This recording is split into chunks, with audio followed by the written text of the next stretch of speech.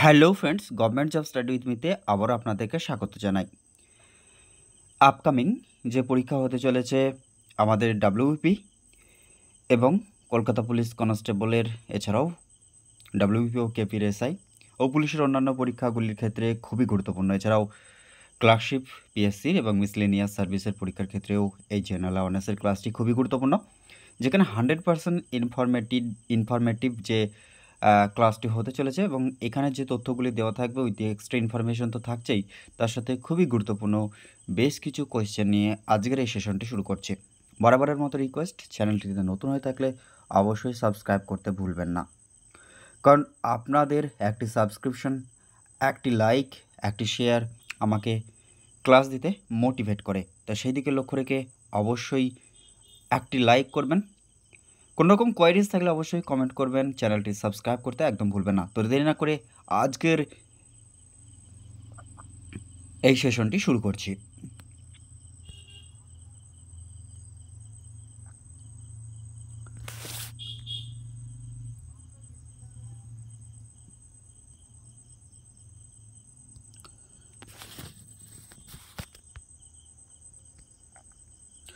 আজকের সেশনের first question হচ্ছে, উত্তর পথ স্বামী কার উপাধি? অপশন এতে বলছে হর্ষবর্ধন, বি হচ্ছে শশাঙ্ক, সি হচ্ছে ধর্মপাল, ডি হচ্ছে অশোক। উত্তর পথস্বামী নামে পরিচিত ছিলেন তিনি হলেন ধর্মপাল। এক্সট্রা ইনফরমেশন কি দেখে নেব ফ্রেন্ডস। ধর্মপাল ছিলেন একজন বৌদ্ধ সন্ন্যাসী এবং পণ্ডিত, যিনি 7ম শতাব্দীতে ভারতের বিহারে বসবাস করতেন। ভারতের উত্তরাঞ্চলে, যা প্রাচীনকালে সম্মিলিতভাবে উত্তরাপথ নামে পরিচিত ছিল, বৌদ্ধ ধর্মের প্রসারে তার উল্লেখযোগ্য অবদানের জন্য উত্তর পথস্বামী নামে পরিচিত ছিলেন ধর্মপাল। পরবর্তী ইনফরমেশন কিছু দেখে নেব। এক্সট্রা ইনফরমেশন হিসাবে হিন্দুস্তানের তোতা পাখি বলা হয়ে থাকে আমির খসরুকে, ভারতের রক্ষাকারী বা যেটা প্রতিরোধকারী বলা হয় তাকে স্কন্দগুপ্তকে, অমিত্রাঘাত উপাধি এবং শত্রু হননকারী বলা হয় তাকে বিন্দুসারকে, গো ব্রাহ্মণ প্রজাপালক ও ছত্রপতি বলা হয় তাকে শিবাজিকে, চণ্ডাশোক, দেবনাম প্রিয়, প্রিয়দর্শী, প্রিয়দর্শিনী এইগুলি নামে পরিচিত হচ্ছে অশোক, সম্রাট অশোক। পরবর্তী আরও বেশ কিছু ইনফরমেশন, আলমগীর বা বাহাদুর ও জিন্দাপুর এইগুলা নামে পরিচিত ছিলেন ঔরঙ্গজেব, পরক্রমাঙ্ক, ভারতীয় নেপোলিয়ান, অপ্রতিরথ সর্বরাজ্যোচ্ছেদা, অশ্বমেধকর্তা ইত্যাদি নামে পরিচিত ছিলেন সমুদ্রগুপ্ত। প্রিন্স অফ বিল্ডার্স বলা হয় থাকে শাহজাহানকে, পরমেশ্বর, পরম ভট্টারক এবং উত্তর পথস্বামী হয়ে যাবে ধর্মপাল। দ্বিতীয় পরশুরাম একরাট মহাক্ষত্রান্তক এই উপাধিগুলি ধারণ করেছিলেন তিনি হলেন, এছাড়া মহারাজাধিরাজ তিনি হলেন চন্দ্রগুপ্ত মৌর্য। সরকারি উপাধি ধারণ করেছিলেন দ্বিতীয় চন্দ্রগুপ্ত, শিলাদিত্য এবং সকলোত্তর পথনাথ উপাধি হচ্ছে হর্ষবর্ধনের। নরেন্দ্রাদিত্য হচ্ছে শশাঙ্কের, যেটা কুনিক নামে পরিচিত ছিলেন অজাতশত্রু, এবং বিম্বিসার হচ্ছে শ্রেণিক বা শ্রেণিয়া নামে পরিচিত ছিলেন। পরবর্তী কোয়েশ্চেন 2 নম্বর প্রশ্ন, সেটা রয়েছে ভোরঘাট পাস কোন দুটি স্থানের মধ্যে দিয়ে রয়েছে? অপশন এতে বলছে মুম্বাই ও নাসিক, বি হচ্ছে মুম্বাই ও পুনে, সি হচ্ছে সিকিম ও চায়না, আর ডিতে বলছে মহারাষ্ট্রে ও তামিলনাড়ুর মধ্যে। সঠিক উত্তর হয়ে যাবে মুম্বাই ও পুনের মধ্যে রয়েছে ভোরঘাট পাস। আরও কিছু পাস দেখে নেব। মুম্বাই এবং নাসিকের মধ্যে রয়েছে থলঘাট পাস, সিকিম এবং চায়নার মধ্যে রয়েছে নাথুলা পাস, সিকিম ও লাসার মধ্যে রয়েছে জেলেপলা পাস, মারিয়ানা খাত রয়েছে যেটা হচ্ছে গভীরতম ট্রেঞ্চ প্রশান্ত মহাসাগরে রয়েছে, পুয়ের্তো রিকো খাত রয়েছে আটলান্টিক মহাসাগরে, জাভা খাত বা সুন্দা খাত সেটা রয়েছে ভারত মহাসাগরে। এছাড়াও রয়েছে সিকিম, আচ্ছা বললাম এগুলি, মারিয়ানা বলা হলো। আচ্ছা, জাভা বা সুন্দা খাত সেটা হচ্ছে ভারত মহাসাগরে, স্যান্ডউইচ খাত সেটা হচ্ছে কুমেরু মহাসাগরে, এবং ইউরেশিয়ান বেসিন রয়েছে সুমেরু মহাসাগরে। এই দুটো ভেরি ভেরি ইম্পর্টেন্ট। একটা হচ্ছে সাউথ স্যান্ডউইচ খাত সেটা হচ্ছে কুমেরু মহাসাগরে, এবং ইউরেশিয়ান বেসিন রয়েছে সুমেরু মহাসাগরে। পরবর্তী কোয়েশ্চেন দেখে নেব যে জার্মান সিলভারে, সেই জার্মান সিলভারে কোন ধাতু সংকর নিয়ে গঠিত? জার্মান সিলভারে যেটা থাকে না সেটা হচ্ছে সিলভার থাকে না, তামা জিঙ্ক নয়, তামা ও টিন নয়, তামা নিকেল ও দস্তা, অর্থাৎ তামা নিকেল ও জিঙ্ক এর সমন্বয়ে গঠিত হয় জার্মান সিলভার। এবার দেখে নেব বেশ কিছু ইম্পর্টেন্ট যে সংকরগুলি। পিতল বা ব্রাশ, এটার সংমিশ্রণ হচ্ছে তামা এবং দস্তা, অর্থাৎ তামা ও জিঙ্ক, কপার ও জিঙ্কের সমন্বয়ে গঠিত হয়। ব্রোঞ্জ হচ্ছে তামা ও টিন মিশিয়ে, কপার অর্থাৎ সিও এবং যেটা টিন এসএন এর সমন্বয়ে গঠিত হচ্ছে ব্রোঞ্জ।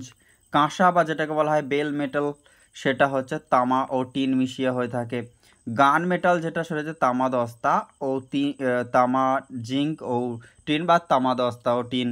টাইপ মেটাল যেটা সেটা হচ্ছে আমাদের পিবি লেড বা সীসা, অ্যান্টিমনি এবং টিন। স্টেইনলেস স্টিলের মধ্যে থাকে লোহা, ক্রোমিয়াম, কার্বন এবং যেটা থাকে সেটা হচ্ছে আমাদের নিকেল।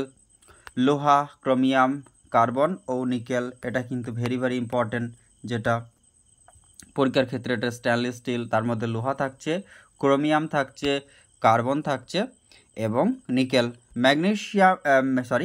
ম্যাগনেলিয়াম, এর মধ্যে অ্যালুমিনিয়াম এবং ম্যাগনেসিয়াম থাকে। ম্যাগনেলিয়ামের মধ্যে ম্যাগনেসিয়াম থাকে এবং লিয়াম অর্থাৎ অ্যালুমিনিয়াম, এই দুটো মনে রাখতে হবে, ম্যাগ থেকে ম্যাগনেসিয়াম এবং লিয়াম থেকে অ্যালুমিনিয়াম। আচ্ছা, মোনেল মেটালের মধ্যে রয়েছে তামা, নিকেল, লোহা এবং ম্যাঙ্গানিজ। নিকেল, তামা, লোহা এবং ম্যাঙ্গানিজ রয়েছে মোনেল মেটালে। পরবর্তী প্রশ্ন যেটা রয়েছে সেটা দেখে নেব। বৃহত্তম শ্বেত রক্তকণিকার নাম কি? Lymphocyte, monocyte, thrombocyte, erythrocyte. সঠিক উত্তর হয়ে যাবে মনোসাইট। এরপরে আমরা যেটা দেখে নেব এক্সট্রা ইনফরমেশন হিসাবে, লিম্ফোসাইট যেটা সেটা হচ্ছে সবচেয়ে ক্ষুদ্রতম শ্বেত রক্তকণিকা। মনোসাইটটা হলো সবথেকে বৃহত্তম। শ্বেত রক্তকণিকাকে আমরা 5টি ভাগে ভাগ করে থাকি। এগুলা হচ্ছে যেটা সেটা হচ্ছে নিউট্রোফিল, যেটা হচ্ছে রক্তে সর্বাধিক সংখ্যক পাওয়া যায়। এরপর হচ্ছে বেসোফিল, এটি হিস্টোন, হ্যাপারিন ও সেরোটোনিন থেকে নিঃসৃত করে, এগুলি নিঃসৃত করে বেসোফিল কলা থেকে। এবং ইওসিনোফিল, মনোসাইট ও লিম্ফোসাইট, এগুলো মনে রাখতে হবে। নেক্সট কোয়েশ্চেন যেটা রয়েছে, জগদ্দল বিশ্ববিদ্যালয় কে প্রতিষ্ঠা করেন? ধর্মপাল, প্রথম কুমার, রামপাল নাকি গোপাল? সঠিক উত্তর হয়ে যাবে রামপাল। পরবর্তী ইনফরমেশন হিসেবে বেশ কিছু বিশ্ববিদ্যালয়ের প্রতিষ্ঠাতা, যেমন হচ্ছে নালন্দা বিশ্ববিদ্যালয় প্রতিষ্ঠা করেছিলেন প্রথম কুমারগুপ্ত, মনে রাখতে হবে। এটা বিহারের বড়াগাঁওয়ে অবস্থিত। অদন্তপুরী গোপাল প্রতিষ্ঠা করেছিলেন বিহারের শরীফ বলে যে জায়গা রয়েছে বিহারে, সেখানে। বিক্রমশিলা যেটা সেটা হচ্ছে ধর্মপাল প্রতিষ্ঠা করেছিলেন, এটা রয়েছে বিহারের ভাগলপুরে। সোমপুর যেটা সেটা হচ্ছে ধর্মপাল প্রতিষ্ঠা করেছিলেন, এটা আমাদের পশ্চিমবঙ্গের উত্তরবঙ্গে। বলভি যেটা সেটা হচ্ছে ভট্টারক, আর এটা গুজরাট রাজ্যে অবস্থিত। পরবর্তী প্রশ্ন হচ্ছে, সবচেয়ে নমনীয় ধাতু কোনটি? প্ল্যাটিনাম, লোহা, রূপা নাকি সোনা? সঠিক উত্তর হয়ে যাবে যেটা সেটা হচ্ছে সবথেকে ফ্লেক্সিবল বা নমনীয় ধাতু যেটা সেটা হচ্ছে সোনা। এবং সবথেকে নরম ধাতু যদি বলা হয় থাকে সেক্ষেত্রে হয়ে যাবে সোডিয়াম। পরবর্তী কোয়েশ্চেন যেটা রয়েছে ফ্রেন্ডস, ব্যাসল্ট কি ধরনের শিলা? অপশন এতে বলছে পাললিক, আগ্নেয়, রূপান্তরিত নাকি মার্বেল পাথর। সঠিক উত্তর হয়ে যাবে ব্যাসল্ট, গ্রানাইট, এগুলো হচ্ছে আগ্নেয় শিলা। এবার বেশ কিছু উদাহরণ দেখে নেব। পাললিক শিলা উদাহরণগুলি কি রয়েছে? চুনাপাথর বা লাইমস্টোন, কয়লা, বেলে পাথর, শেল, কাদা পাথর। আগ্নেয়র মধ্যে রয়েছে গ্রানাইট ও ব্যাসল্ট শিলা, রূপান্তরিত হচ্ছে স্লেট ও ফ্লাইট। পরবর্তী কোয়েশ্চেন যেটা রয়েছে ফ্রেন্ডস, মানবদেহের স্বাভাবিক রক্তচাপ বা ব্লাড প্রেশার যেটা সেটা কত থাকে? সেটা হচ্ছে 120/80, অর্থাৎ লোয়েস্ট ভ্যালু যেটা সেটা হচ্ছে স্বাভাবিক থাকে 80 mm এবং 120 হচ্ছে হাইয়েস্ট যেটা। দিল্লির আইনসভা ভবনে বোমা নিক্ষেপ যিনি যেটা নিক্ষেপ আচ্ছা, দিল্লির আইনসভা ভবনে বোমা নিক্ষেপে ভগৎ সিংকে সহযোগিতা যিনি করেছিলেন তিনি হলেন বটুকেশ্বর দত্ত। কিছু ইনফরমেশন দেখে নেব। 1929 সালের 8ই এপ্রিল ভগৎ সিং স্বাধীনতা সংগ্রামী বটুকেশ্বর দত্তের সাথে তার একটি প্রতিকূল বিলের বিরুদ্ধে প্রতিবাদ করার জন্য নয়াদিল্লির কেন্দ্রীয় আইনসভার ভিতরে 2টি বোমা নিক্ষেপ করেছিলেন। তাহলে করে ভগৎ সিংয়ের সহযোগী কে ছিলেন? বটুকেশ্বর দত্ত। কত সালে এটা হয়েছিল? 1929 সালের 8ই এপ্রিল। আরও ইনফরমেশন দেখে নেব। ভগৎ সিং মেনলি যিনি জন স্যান্ডার্স এবং চান্নান সিংকে হত্যা করার দোষী সাব্যস্ত হন এবং 1931 সালে 23 বছর বয়সে ভগৎ সিংয়ের ফাঁসি হয়েছিল। নেক্সট কোয়েশ্চেন, ভারতবর্ষের কৃত্রিম হ্রদ কোনটি? গোবিন্দসাগর, উলার হ্রদ, সম্বর হ্রদ নাকি নৈনিতাল? সঠিক উত্তর হয়ে যাবে যেটা সেটা হচ্ছে গোবিন্দ বল্লভ পন্ত সাগর, যেটা আমাদের মধ্যপ্রদেশে রয়েছে। নেক্সট আরও বেশ কিছু ইম্পর্ট্যান্ট লেক নিয়ে আলোচনা রয়েছে। পৃথিবীর বৃহত্তম লবণাক্ত হ্রদ হচ্ছে যেটা, সেটা হচ্ছে কাস্পিয়ান সাগর। পৃথিবীর বৃহত্তম মিষ্টি জলের হ্রদ যেটা, সেটা হচ্ছে সুপ্রিয়র হ্রদ। পৃথিবীর গভীরতম হ্রদ যেটা, সেটা হচ্ছে রাশিয়ার বৈকাল হ্রদ। পৃথিবীর উচ্চতম হ্রদ যেটা, সেটা হচ্ছে টিটিকাকা হ্রদ। পৃথিবীর দীর্ঘতম যে হ্রদটা হচ্ছে টাঙ্গাইনিকা হ্রদ। এগুলো আমাদেরকে মনে রাখতে হবে। নেক্সট কোয়েশ্চেন, বঙ্গভঙ্গ কবে রদ হয়েছিল ফ্রেন্ডস?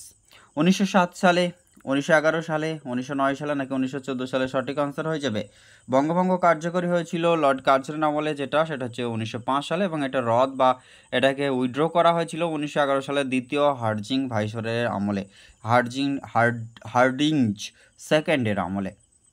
আচ্ছা, 1911 সালে বঙ্গভঙ্গ রদ করা হয়েছিল। ভারতের তৎকালীন বড়লাট লর্ড কার্জন 19শে জুলাই, যেটা 1905 সালে বঙ্গভঙ্গ ঘোষণা করেছিলেন, এবং 1905 সালের 16 অক্টোবর থেকে এটা বাস্তবায়িত হয়েছিল। 16 অক্টোবর কার্যকরী হয়েছিল এবং 19শে জুলাই যেটি এটাকে ঘোষণা করা হয়েছিল লর্ড কার্জনের দ্বারা।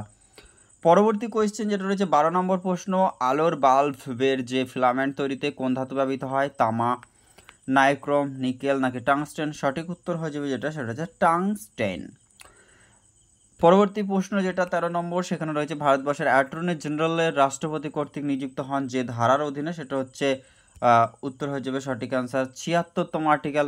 আর বর্তমানে ভারতবর্ষের অ্যাটর্নি জেনারেল রয়েছেন আর ভেঙ্কট রমণী। পরবর্তী কোয়েশ্চেন 14 নম্বর, জেমু হিমবাহ থেকে উৎপত্তি হয়েছে। আচ্ছা, জেমু হিমবাহ কোথায় অবস্থিত? ফার্স্ট এটা উত্তর বলে দিই, এটা হচ্ছে সিকিমে।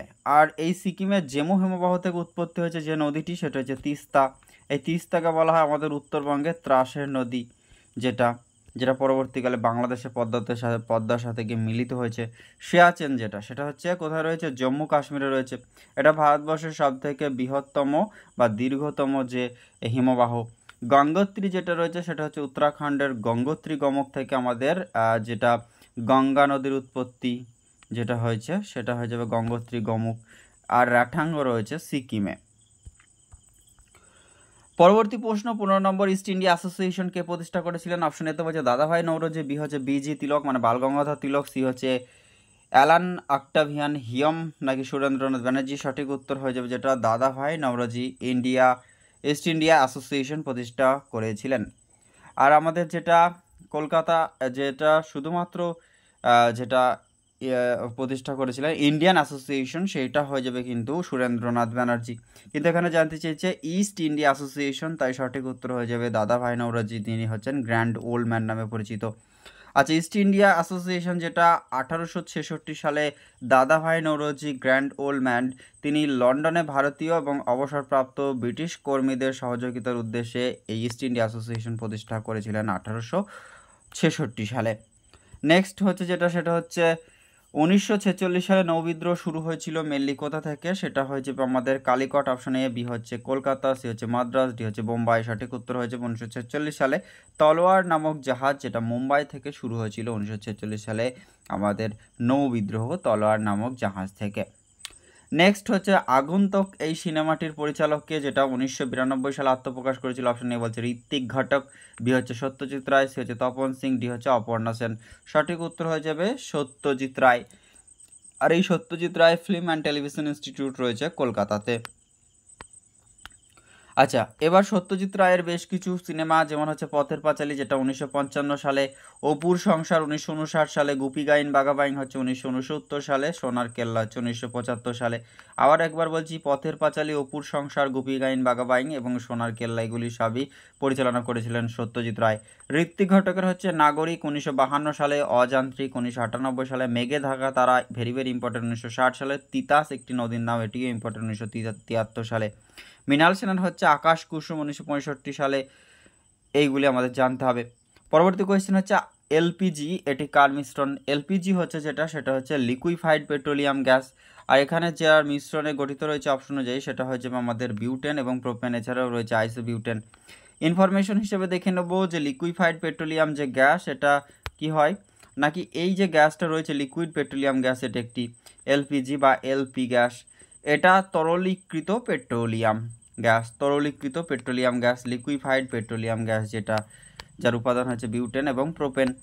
পরবর্তী প্রশ্ন যেটা, এম.এ. চিদম্বরম স্টেডিয়াম কোথায় রয়েছে? কলকাতা, চেন্নাই, নিউ দিল্লি না হায়দ্রাবাদ? সঠিক উত্তর হয়ে যাবে যেটি, সেটা হয়ে যাবে আমাদের চেন্নাইয়ে। পরবর্তী প্রশ্ন যাওয়ার আগে বেশ কিছু স্টেডিয়াম সম্পর্কে দেখে নেব, ইম্পর্টেন্ট যেগুলো রয়েছে। ইডেন গার্ডেন যেটা ভেরি ভেরি ইম্পর্টেন্ট, সেটা হচ্ছে আমাদের পশ্চিমবঙ্গের কলকাতায় রয়েছে। অরুণ জেটলি স্টেডিয়াম যেটা হচ্ছে দিল্লিতে রয়েছে, এবং নরেন্দ্র মোদী স্টেডিয়াম যেটা হচ্ছে আহমেদাবাদ গুজরাটে রয়েছে, যেটা হচ্ছে বর্তমানে পৃথিবীর মধ্যে বৃহত্তম স্টেডিয়াম মোদী স্টেডিয়াম, আগে যেটা মতেরা স্টেডিয়াম নামে পরিচিত ছিল। আচ্ছা, ফিরোজ শাহ কোটলা স্টেডিয়ামের বর্তমান নাম হচ্ছে অরুণ জেটলি স্টেডিয়াম। ওয়ানখেড়ে স্টেডিয়াম যেটা রয়েছে মুম্বাই মহারাষ্ট্রের। এম চিন্নাস্বামী স্টেডিয়াম রয়েছে বেঙ্গালুরু কর্ণাটক। মহাত্মা গান্ধী স্টেডিয়াম রয়েছে সালেম তামিলনাড়ুতে। বারবাটি স্টেডিয়াম রয়েছে কটক উড়িষ্যাতে। আরও বেশ কিছু, বীর সুরেন্দ্র সাই স্টেডিয়াম রয়েছে সম্বলপুর উড়িষ্যা। সায়াই মানসিং স্টেডিয়াম রয়েছে জয়পুর রাজস্থান।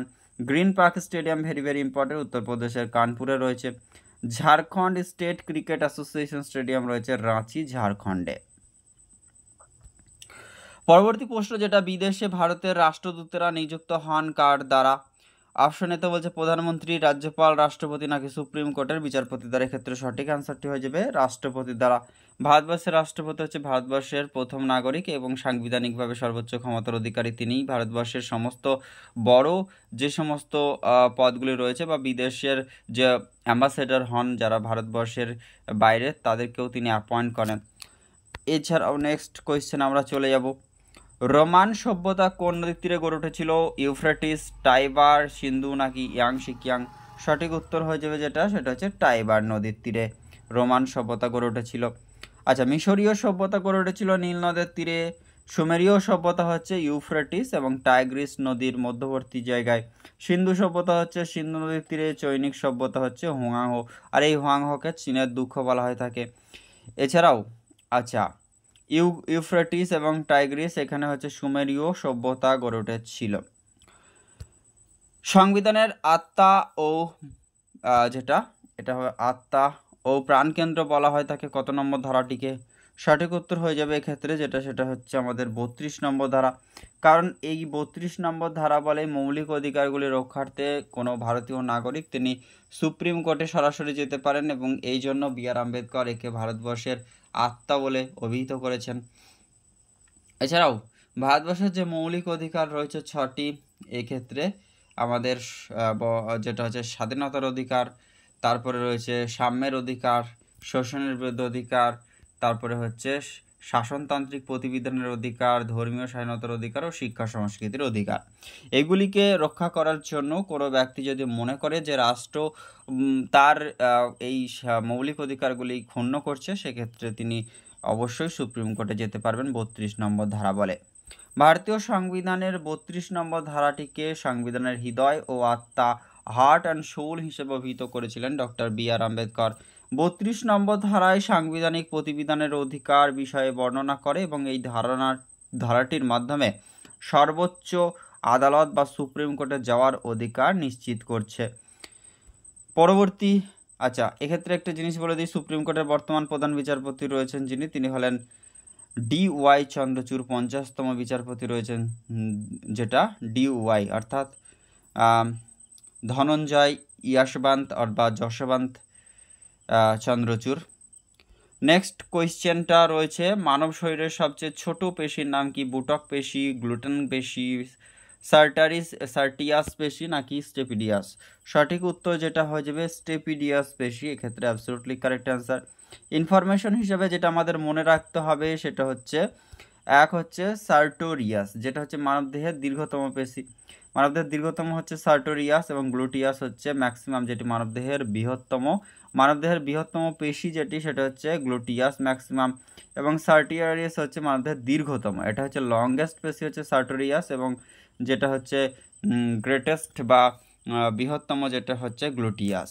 এবং একই সঙ্গে এটাও মনে রাখতে হবে যে শরীরের সবথেকে ছোট যেটি, সেটা হচ্ছে স্টেপিডিয়াস, আর সবথেকে বড় বা বৃহত্তম হচ্ছে গ্লুটিয়াস, এবং সবচেয়ে লংগেস্ট হচ্ছে যেটা সার্টোরিয়াস। পরবর্তী যে প্রশ্নটি রয়েছে যে কোন শহরকে চির বসন্তের শহর বলা হয় থাকে? রোম, ভেনিস, কিটো বা কুইটো, লাসা। আচ্ছা, সঠিক উত্তরটি হয়ে যাবে কিটো বা কুইটো, যেটা হচ্ছে ইকুয়েডরের রাজধানী রয়েছে। আমাদের ভারতের রাজধানী দিল্লিকে ভারতের রোম বলা হয়ে থাকে। আচ্ছা, নিষিদ্ধ নগরী বলা হয়ে থাকে লাসাকে। আইএসআই যেটা রয়েছে সেটার কোন দেশের গুপ্তচর সংস্থা? এটা সঠিক উত্তর হয়ে যাবে পাকিস্তানের একটি গুপ্তচর এজেন্সি। আচ্ছা, ভারতবর্ষের গুপ্তচর সংস্থার নাম হচ্ছে যেটা রিসার্চ অ্যান্ড অ্যানালাইসিস উইং। চীনের গুপ্তচর সংস্থা হয়ে যাবে MSS, ministry of state security. Pakistan হচ্ছে ISI, inter service intelligence Pakistan, inter service intelligence of Pakistan হবে ক্ষেত্রে। তারপর হচ্ছে বাংলাদেশ হচ্ছে এনএসআই, ন্যাশনাল সিকিউরিটি ইনফরমেশন। আরও বেশ কিছু রয়েছে। আফগানিস্তান রয়েছে NDS, national directorate of security. Sri Lanka রয়েছে SIS, security and intelligence services. Saudi আরবে রয়েছে GIP, general intelligence presidency. Russia রয়েছে পিএফএসবি, যেটা হচ্ছে ফেডারেল সিকিউরিটি সার্ভিস। এছাড়াও রয়েছে আমেরিকাতে CIA, central intelligence agency. Britain হচ্ছে MI6, যেটা হচ্ছে military intelligence section 6 or secret intelligence service, SIS। ইসরায়েলের হচ্ছে মোসাদ। এবার জাপানের হচ্ছে PSIA, যেটা হচ্ছে প্রি শিপমেন্ট ইন্সপেকশন এজেন্সি। অস্ট্রেলিয়াতে হচ্ছে AIS, অর্থাৎ অস্ট্রেলিয়ান সিক্রেট ইন্টেলিজেন্স সার্ভিস। তবে দক্ষিণ আফ্রিকাতে রয়েছে NIA, অর্থাৎ ন্যাশনাল ইনভেস্টিগেশন এজেন্সি। সুইজারল্যান্ডে হচ্ছে FIS, যেটা দ্য ফেডারেল ইন্টেলিজেন্স সার্ভিস। লতা মঙ্গেশকরের আসল নাম কি ছিল? সেক্ষেত্রে হয়ে যাবে হেমা গঙ্গেশকর, হয়ে যাবে এক্ষেত্রে সঠিক অ্যান্সার হেমা গঙ্গেশকর। বর্তমানে রিজার্ভ ব্যাংকের গভর্নর রয়েছেন যিনি, তিনি হলেন 25তম গভর্নর হচ্ছেন শক্তিকান্ত দাস, এবং প্রথম গভর্নর যিনি ছিলেন তিনি হলেন CD দেশমুখ। পরবর্তী প্রশ্ন যাওয়ার আগে শক্তিকান্ত দাসের যে শপথ নিয়েছিলেন সেটা হচ্ছে 12ই ডিসেম্বর 2018 সালে, এবং ভারতীয় রিজার্ভ ব্যাংকের 25তম গভর্নর হন। RBI এর 24তম গভর্নর ছিলেন উর্জিত প্যাটেল, যিনি 2016 সালের 8ই যেটা নভেম্বর যেটা ডিমনিটাইজেশন ঘোষণা করেছিলেন। তার আগে ছিলেন যিনি, তিনি ছিলেন 13তম রঘুরাম রাজন। নেক্সট কোয়েশ্চেন যেটা ফ্রেন্ডস রয়েছে, মানবদেহ থেকে নাইট্রোজেন যুক্ত রেচন পদার্থ নির্গত হওয়ার জন্য কোন অঙ্গটি দায়ী? এক্ষেত্রে সঠিক অ্যান্সার যেটা হয়ে যাবে সেটা হচ্ছে বৃক্ক বা কিডনি হয়ে যাবে ক্ষেত্রে সঠিক অ্যান্সার।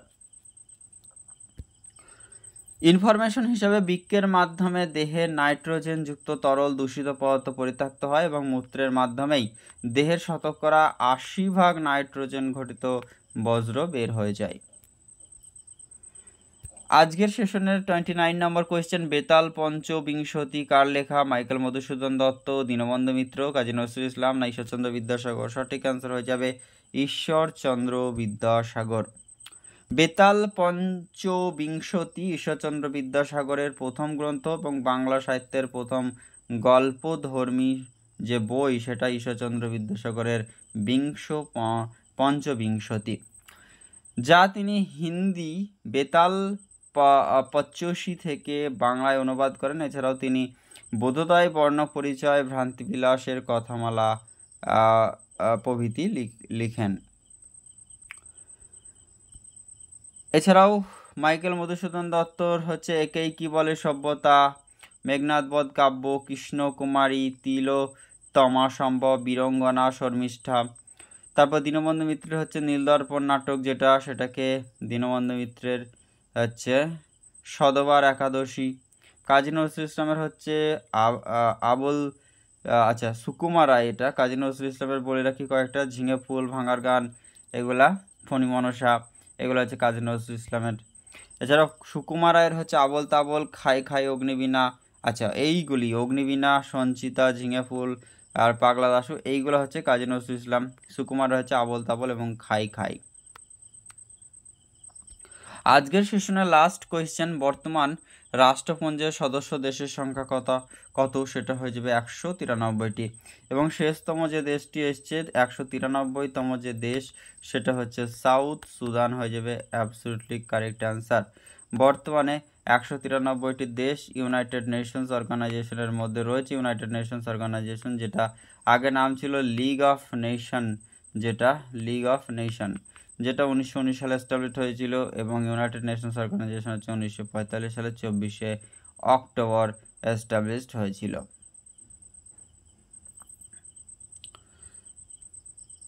ইনফরমেশন হিসাবে কি দেখে নেব, 24শে অক্টোবর 1945 সালে সম্মিলিত জাতিপুঞ্জ গঠিত হয়েছিল। এই জন্য 24শে অক্টোবর দিনটিকে সম্মিলিত জাতীয় আন্তর্জাতিক সম্মিলিত দিবস বা জাতিপুঞ্জ দিবস হিসাবে ঘোষণা করা হয়। বর্তমানে সম্মিলিত জাতিপুঞ্জের 193টি দেশের সদস্য রয়েছে। মন্টেনিগ্রো এর শেষতম, যেটা 193তম, যেটা হচ্ছে দক্ষিণ সুদান। সম্মিলিত জাতিপুঞ্জের সদর দপ্তর হচ্ছে সুইজারল্যান্ডের জেনেভাতে।